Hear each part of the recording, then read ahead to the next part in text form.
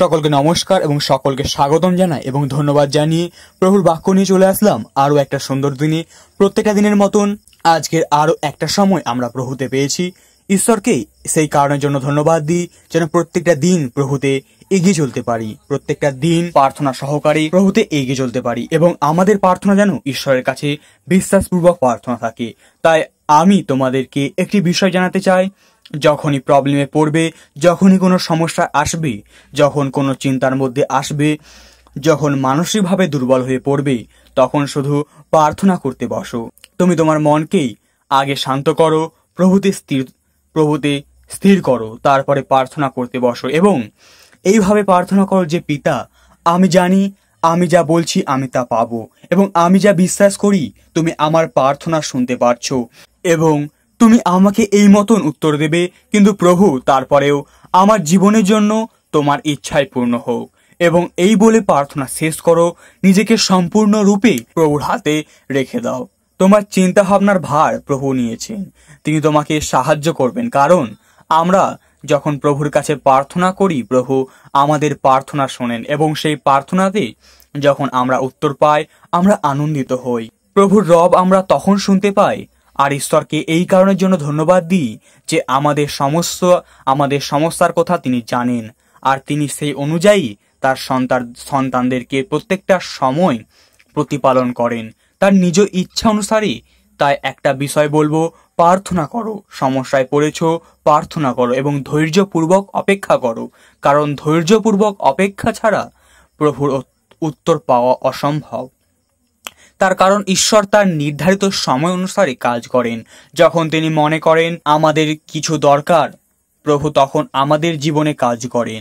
তার আগে তুমি যতই তাকে বলো না কেন, যতই যাই করো না কেন, যদি ঈশ্বরের সময় না হয় ও তুমি উত্তর পাবে না। তাই শুধুমাত্র ধৈর্য ধরো, বিশ্বাস রাখো যেন সম্পূর্ণভাবে তুমি উত্তর পেতে পারো। আর এই ধৈর্য চলাকালীন অনেক সময় আমাদের বিশ্বাসটা হারিয়ে যায়, আমাদের বিশ্বাসটা ছুটে যায়, দল ছুটে যায়। এই অপেক্ষা করার সময় কিন্তু সম্পূর্ণ বিশ্বাসটা ধরে রেখো যেন হারিয়ে না যায়, যেন সেই বিশ্বাস ধৈর্যের পথে যে দৌড়াচ্ছ, দৌড়ানোর সময় যেন দল ছুট না হয়ে যায়। তাই সম্পূর্ণ বিশ্বাসটা প্রভুর ওপর রেখে দিয়ে ধৈর্যপূর্বক প্রার্থনা সহকারে এগিয়ে চলো। তোমার সমস্ত কথা ঈশ্বর জানেন। তোমার প্রবলেমের কথা হোক, তোমার আনন্দের কথা হোক, তোমার সুখ, তোমার জীবনের যে কোনো কথাই হোক না কেন বা যাই হোক না কেন, প্রভু জানেন তিনি আশীর্বাদযুক্ত করবেন। শুধুমাত্র প্রভুর ওপরে নির্ভর থাকো। তো চলো আজকের ভিডিও শুরু করি। আজকের যে বিষয়গুলো নিয়ে আলোচনা করছি বা আজকের যে বিষয়গুলো আমি বলবো, যদি এই বিষয়গুলো মাথায় রেখে শুধু নয়, হৃদয়ে রেখে শুধু নয়, যদি পালন করতে পারো, আমরা আমাদের জীবনের শান্তিতে বাস করতে পারবো। আর তার জন্য আমরা পড়ব ইব্রিয়দের প্রতিপত্র তার 12 অধ্যায় 14 পদ থেকে। দেখো, এখানে বলা হয়েছে সবার সঙ্গে শান্তিতে জীবনযাপন করার চেষ্টা করো। আজকের বিষয় হলো কি যে শান্তিতে জীবনযাপন করা। তো শান্তিতে যখন জীবনযাপন করতে চাই প্রভুতে থেকে, ঈশ্বরতে থেকে, তখন অবশ্যই আমাদের নিজেদের জীবনযাপন সম্পর্কে আগে সচেতন হতে হবে যে আমাদের চলাফেরা কেমন, আমি কিভাবে জীবনে চলছি, কেন আমি শান্তি পাচ্ছি না, কি কারণের জন্য আমার শান্তি আসছে না। আগে দেখতে হবে নিজেদের জীবন যখন চলাফেরা কেমন, এই চলাফেরা কেমন যখন এই ভুল বুঝতে পারি, যদি ভুল থেকে থাকি এবং যদি সেই ভুল বুঝে দেখবে, যখন ভুল বুঝতে পেরেছো তখন তুমি ভুল শুধরানোর জন্য প্রার্থনা করবে। আর যে ব্যক্তি ভুল শুধরানোর জন্য প্রার্থনা করে, যে ব্যক্তি ক্ষমা চায় প্রভুর কাছে, সে সমস্ত সময়ের জন্য প্রভুর কাছে থেকে ক্ষমা পায়। প্রভু তাকে সকল সময় ক্ষমা করেন। যদি তার জন্য সে অনুতপ্ত থাকে, অনুশোচনায় থাকে, ঈশ্বর তাকে ক্ষমা করেন। প্রভু কাউকে ফিরিয়ে দেন না। আমরা প্রার্থনা করি না যখন প্রভু যিশু সেখানে প্রার্থনা করি, আমরা বলি যে আর আমাদের অপরাধ সকল ক্ষমা করো, প্রভুর কাছ থেকে ক্ষমা চাই, কারণ আমরা জানি প্রভু আমাদের ক্ষমা করেন। তাই জন্য বলছি, নিজেদের জীবনযাপন সম্পর্কে সচেতন হও, নিজেদের জীবনযাপন সম্পর্কে অবশ্যই সতর্ক হও। বিশেষ করে তো এই জীবনযাপন যদি খ্রিস্টের জন্য থেকে থাকে, যদি খ্রিস্টীয় জীবনযাপন করছি, যদি প্রভু যিশুতে চলতে চাই, তাহলে আমাদের মাথায় রাখতে হবে সব সময়ের জন্য যেন আমরা সতর্কতায় চলতে পারি। আর আমরা সেই বিষয় দেখব ইব্রিয় তার 12 অধ্যায় 14 পদ থেকে বলছে, দেখো সবার আগে শান্তিতে জীবনযাপন করতে চেষ্টা করো, কারণ এই ধরনের জীবন ছাড়া কেউ প্রভুর দর্শন লাভ করে না। মোস্ট ইম্পর্টেন্ট কথা, সবার সঙ্গে শান্তিতে জীবনযাপন করার চেষ্টা করো। আজকেরও আমাকে কি বলল, তার জন্য আমি ছুটে গেলাম তার কাছে, ও আমাকে কি বলল না তার জন্য ছুটে গেলাম তার কাছে, ও আমাকে অপমান করলো, আমি চলে গেলাম তার বাড়িতে। এইভাবে অধ্যক্ষর মতন জীবনযাপন করো না, শান্তিতে জীবনযাপন করো।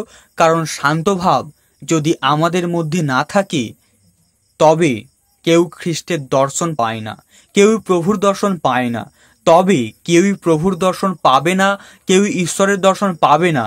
কারণ ঈশ্বরকে তো আর আলাদাভাবে দেখা সম্ভব নয়, যে তার নিজস্ব একটা পরিকাঠামো আছে, তাকে আমরা দেখতে পাবো একেবারের জন্যই নয়। কারণ তিনি কোনো সশরীয় নন যে তাকে আমরা দেখতে পাবো, কিন্তু হলেন আত্মা। তাকে চোখে দেখা যায় না, তার কোনো পরিকাঠামো নেই, কিন্তু যখন তার ব্যবহার আমরা দেখতে পাই, তার শিক্ষা আমরা জানি, তখন আমরা সেই মতন করে জীবনে চলার চেষ্টা করি, তাই না? আমরা বলি আমরা খ্রিস্টের শিক্ষা অনুসারে চলছি। যখন খ্রিস্টের শিক্ষা অনুসারে জীবনযাপন করবে, প্রভুকে দেখা যাবে, তখন তোমার মধ্য দিয়ে, অর্থাৎ তোমার আচার ব্যবহার, তোমার চলাফেরা, কথাবার্তার মধ্য দিয়ে তখন প্রভুর দর্শন হবে, তখন প্রভুকে আমরা জানতে পারবো। এই জন্য বলা, নিজের জীবন সম্পর্কে সচেতন হও, কারণ ঈশ্বরের বাক্য বলছে আমাদের সকল সৎক্রিয়ার মধ্য দিয়ে যেন স্বর্গস্থ পিতার গৌরব হয়।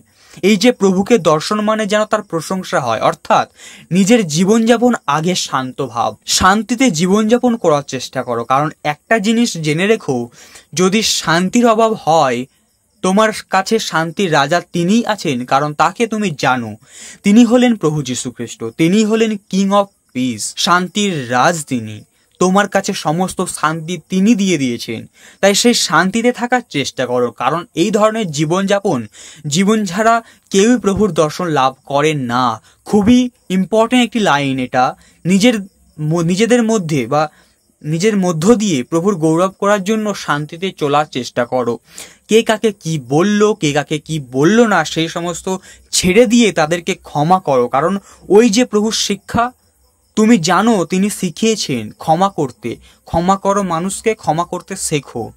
দেখবে অদ্ভুতভাবে ঈশ্বরের শান্তি এমনি তখন তোমার মধ্যে রয়েছে। চিন্তা করো না, ঝগড়া করো না, যেও না তর্ক বিতর্কে, করো না তাদের সাথে লড়াই, তাদের বিরুদ্ধে দাঁড়িও না, তাদের সঙ্গে লড়াই করো না। সে অপমান করলো মানে তোমাকে করতে হবে, তুমি হেরে যাবে, একদম তুমি এগুলো করো না। কারণ যে স্থানে লড়াই করার জন্য তুমি রয়েছো, ওই স্থান প্রভুর জন্য ছেড়ে দাও। তোমার জন্য তিনি লড়াই করবেন, তিনি হলেন আমাদের ঢাল। কাজেই তিনি যখন আছেন, আমাদের চিন্তা করে লাভ নেই। আমরা যেন শুধুমাত্র তাদেরকে ক্ষমা করতে পারি এবং শান্তিতে জীবনযাপন করতে পারি। অবশ্যই এই বিষয়গুলো কিন্তু পার্সোনাল বিষয়, সবকিছুর সঙ্গে আবার গুলিয়ে ফেলো না। ক্ষমা করার বিষয়টা আমি যেটা বললাম, যখন নিজের জীবনে কোনো সমস্যা আসবে, তখন আমরা দেখব কেউ আমার উপরে ব্লেম করছে, আমি দোষ করিনি তাও করছে, কোনো না কোনো কারণ নিয়ে অশান্তি হচ্ছে। সব সময় চেষ্টা করো শান্তি স্থাপন রাখার জন্য, কারণ খ্রিস্ট হলেন শান্তি। সবাই জানো তিনি হলেন শান্তির রাজ। আমাদের ঈশ্বর হলেন শান্তির ঈশ্বর, তিনি গণ্ডগোল বলযোগের ঈশ্বর নন। সেই কারণের জন্য যখন আমরা ঈশ্বরের সন্তান, তখন অবশ্যই আমাদের বাবার যে গুণাবলী তা তো আমাদের মধ্যে রাখতেই লাগবে, তা হলো শান্তিতে বাস করা। এরপর বলছে 15 পদে, দেখো কেউ যেন ঈশ্বরের অনুগ্রহ থেকে বঞ্চিত না হয়। দেখো তোমাদের মধ্যে যেন তিক্ততার শেকড় না গজিয়ে ওঠে। তোমাদের মধ্যে এমন লোক থাকলে গোটা দলকে কলুষিত করতে পারে।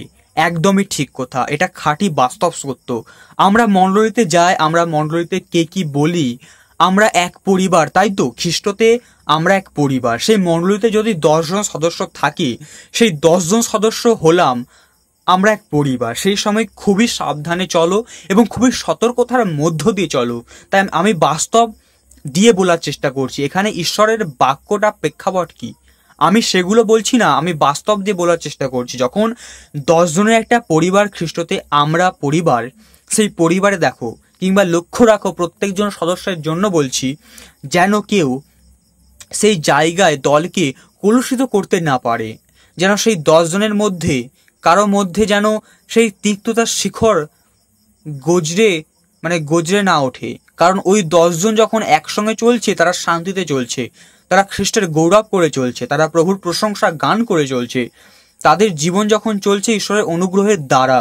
তাই তো ঠিক একইভাবে আমরা যখন চলি প্রভুর অনুগ্রহেই চলি।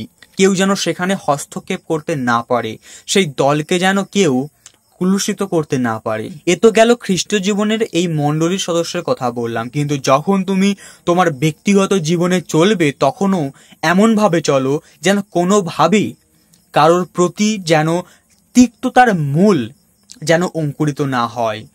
কারণ সেই তিক্ততার মূল যদি অঙ্কুরিত হয় তা আমাদের জীবনকে উৎপীড়িত করে দেবে। সেই কারণের জন্য ঈশ্বরের অনুগ্রহের ভাণ্ডারে থাকো। প্রভুর অনুগ্রহ যেন সবাই পায়, প্রত্যেকজন মানুষ যেন খ্রিস্টের অনুগ্রহ পায়, সেই দিকে লক্ষ্য রাখো। কারণ যখন আমরা খ্রিস্টের নাম প্রচার করতে বেরোবো, মানুষের কাছে গিয়ে বলবো, যখন মানুষ প্রভুকে বিশ্বাস করে গ্রহণ করবে ঈশ্বরের অনুগ্রহ তখন তারা পাবে। তাই সেই অনুগ্রহ থেকে যেন কেউ বঞ্চিত না হয়। সমস্ত মানুষের কাছে প্রভুর কথা বলো, ঈশ্বর যে শান্তির ঈশ্বর তাদের কাছে গিয়েই খ্রিস্টের বাণী বলো, এবং যেন মানুষ তাকে বিশ্বাস করে, তাকে গ্রহণ করে, সেই বিষয়েও মানুষকে জানাও। এরপর 16 পদে বলছে কি, সাবধান কেউ যেন যৌন পাপে না পড়ে অথবা ঐশ্বর মতো ঈশ্বর ভক্তি জ্বলা না দেয়। অর্থাৎ কেন বলছে কথা আমরা জানি। যাকব আর এসব কাহিনী তিনি তার পিতার কাছে আশীর্বাদ পাওয়ার কথা তার ছিল, কারণ সে ছিল বড় সন্তান আর যাকব ছিল তার ছোট। কিন্তু ঈশ্বর যা প্রাপ্য ছিল সে সকল কিন্তু যাকব নিয়েছিল, আর ঈশ্বর তার যাকবের যা যা প্রাপ্য ছিল সেগুলো পেয়েছিল। কিন্তু দেখো এখানে তিনি কিন্তু গুরু থেকে ভালো ছিলেন, তিনি পিতাকে ভক্তি করতেন, পিতাকে শ্রদ্ধা করতেন। কিন্তু যখন দেখলেন তার ভাই তার সমস্ত আশীর্বাদ নিজে নিয়েছেন, আর কিন্তু সে চুপ থাকতে পারেনি এবং তার ভাইকে হত্যা করার জন্য সে পরিকল্পনা করতে শুরু করলো। তাহলে এখানে ঈশ্বরের বাক্য সেটা বলছে যেন কেউ আমাদেরকে বা আমরা যেন কোনোভাবে যৌন পাপে না যায়। অর্থাৎ ঈশ্বর মতন ঈশ্বর ভক্তি যেন আমাদের জলাঞ্জলি না হয়ে যায়। ঈশ্বরকে স্মরণ করে চলতে হবে, প্রভুকে শ্রদ্ধা করে চলতে হবে, প্রভুর কথাকে মান্যতা দিয়ে চলতে হবে, প্রভু যা বলেন সেই মতন ঘরে চলতে হবে। কিন্তু আমি প্রভুকে ভালোবাসি, আমি অনেক কিছু জানি, আমি খ্রিস্ট সম্পর্কে সব জেনে গিয়েছি, আমি বাইবেলের বাক্য জানি, আমি অনেকের কাছে প্রভুর বাক্য প্রচার করে বেড়াই, আমার প্রার্থনা কত মানুষ সুস্থ হয়ে উঠেছে। ঠিক এরকমই ভাবে যেন আমরা না চলি, কেননা এইভাবে যখন চলবো আমাদের পড়ে যাওয়ার সম্ভাবনা। যখন আমরা এইভাবে চলার চেষ্টা করব তখন আর আমাদের সেটা ধার্মিকতায় চলা থাকবে না, তখন সেটা ধার্মিকতা মানুষকে দেখানোর জন্য চলে যায়, যেমনটা ঈশ্বর হয়েছিল। যে সে যদি সত্যিই একজন সৎ ব্যক্তি থাকতেন, যদি তার ভাইকে তার পিতাকে সম্মান করতেন, যদি ঈশ্বরকে সত্যি সম্মান করতেন, তাহলে কিন্তু সে তার ভাইকে ক্ষমা করে দিত। যে তার ভাই, সে তার নিজের ছোট ভাই, সে যখন তার আশীর্বাদ নিয়েছে তখন আমি তাকে ক্ষমা করে দিলাম। ঈশ্বর তাকে বুঝে নেবেন, যদি সে কোনো ভুল করে থাকে প্রভু তাকে ক্ষমা করবেন, প্রভু তাকে বুঝবেন। কিন্তু ইস্যু কখনোই প্রতিশোধ নেওয়ার জন্য এগিয়ে যেত না, কিংবা প্রতিশোধ নেওয়ার কথা ভাবতেও পারতো না। কিন্তু দেখো ওই শতা করছে, বলছে যেমন এসো, সে তো একেবারে খাদ্যের নিমিত্ত আপন জ্যেষ্ঠাকে তার বিক্রয় করিয়াছিল।